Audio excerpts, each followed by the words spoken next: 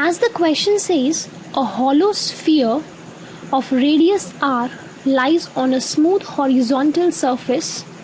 It is pulled by a horizontal force acting tangentially from the highest point. Find the distance traveled by the sphere during the time it takes to make one full rotation.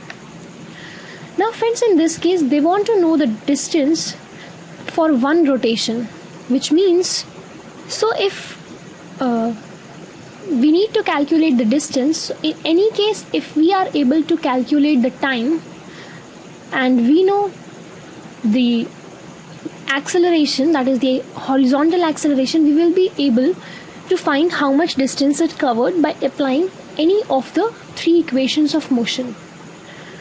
So, and what we can do is, let's see whatever we can find out from the given data. If this is the surface and this being the center, then a force is applied at the topmost point, and let this be F. So at least we can say that the torque is F into R, right?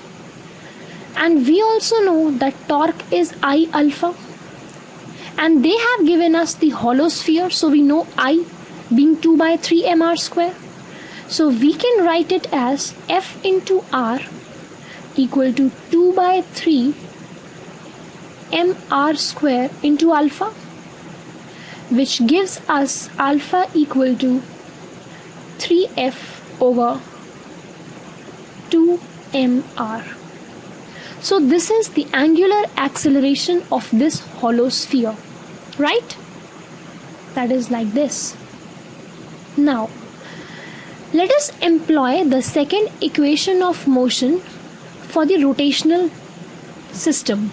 So we can write down, because since they are asking us for the one full rotation, we can write the theta being covered equal to 2 pi, the initial velocity being 0 plus half alpha t square, giving us the value of t square to be 8 pi mr over 3f, marking it as equation number 1. And why we applied this equation is just to find out time, because we knew the total angle covered. Now let us employ the second equation of motion for the linear system, that is for the distance covered. Why? Because we need to find the distance covered. So we will be having the distance covered as s, initial velocity being 0 plus half acceleration into t square. Now we need the acceleration, that is the linear acceleration of this system, and we all know that force is equals to mass into acceleration. So putting this over here, we get s equal to half into f by m into t square, that is 8 pi mr over 3f equal to 4 pi r by 3. Now one thing you should keep in your mind while solving this question is that you cannot take a equal to alpha r over here. Why? Because that is the case when you are having only the rotational motion.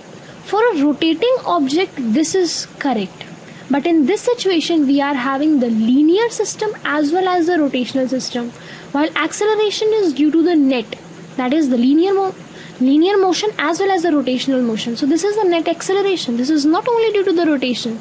So you cannot take this relation.